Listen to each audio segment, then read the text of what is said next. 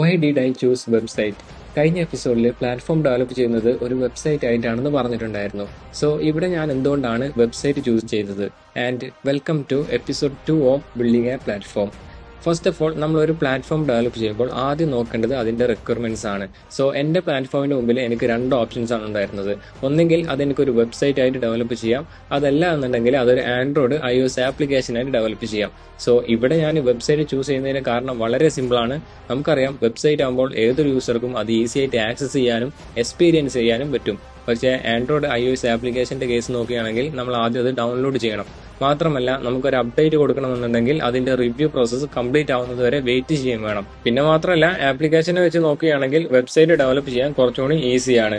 ഈ കാരണങ്ങൾക്ക് കൊണ്ട് തന്നെയാണ് ഞാൻ എന്റെ പ്ലാറ്റ്ഫോം സ്റ്റാർട്ടിങ്ങിൽ വെബ്സൈറ്റ് ആയിട്ട് ഡെവലപ്പ് ചെയ്യാൻ ഉദ്ദേശിക്കുന്നത്. ഇനി ഫ്യൂച്ചറിൽ വേണമെങ്കിൽ നമുക്കതൊരു ആപ്പ് ആയിട്ടും ഡെവലപ്പ് ചെയ്യാം. സോ അടുത്തായിട്ട് നമുക്ക് നോക്കാനുള്ളത് ഏതൊക്കെ ലാംഗ്വേജസ് ആൻഡ് ടൂൾസ് ആണ് നമ്മുടെ പ്ലാറ്റ്ഫോം ഡെവലപ്പ് ചെയ്യാൻ വേണ്ടിയിട്ട് ആവശ്യമുള്ളത് എന്നാണ്. നിലവിൽ ഞാൻ യൂസ് ചെയ്യാൻ പോകുന്നത് റിയാക്ട്, Node.js, ജാവാസ്ക്രിപ്റ്റ്, പൈത്തൺ, അതുപോലെ തന്നെ ഡാറ്റാബേസിന് വേണ്ടിയിട്ട് MongoDB, PostgreSQL. ഇതുകൂടാണ്ട് എന്റെ കയ്യിൽ ഒരു VPSും സ്റ്റോറേജുമാണ് നിലവിലുള്ളത്. പ്ലാറ്റ്ഫോം ആയതുകൊണ്ട് തന്നെ ഇനിയും എക്സ്ട്രാ ടൂൾസ് ഒക്കെ നമുക്ക് ഫ്യൂച്ചറിൽ ആഡ് ആക്കേണ്ടി വന്നേക്കാം.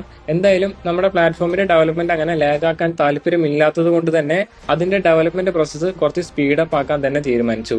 അങ്ങനെ 2 ദിവസത്തെ ഡെവലപ്മെന്റിന് ശേഷം I just build the front end of my platform.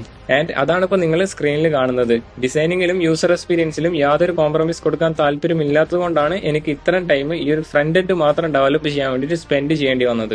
മാത്രമല്ല, ഇത് നമ്മുടെ പ്ലാറ്റ്ഫോമിന്റെ ജസ്റ്റ് ഫ്രണ്ട് എൻഡ് മാത്രമാണ്. കാര്യമായിട്ടൊന്നും കൊടുക്കാനില്ലാത്തത് കൊണ്ട് തന്നെ ഞാൻ എന്റെ കമ്പനിയുടെ കുറച്ച് കോഴ്സസും സർവീസസും എല്ലാം അവിടെ ആഡ് ആക്കിയിട്ടുണ്ട്.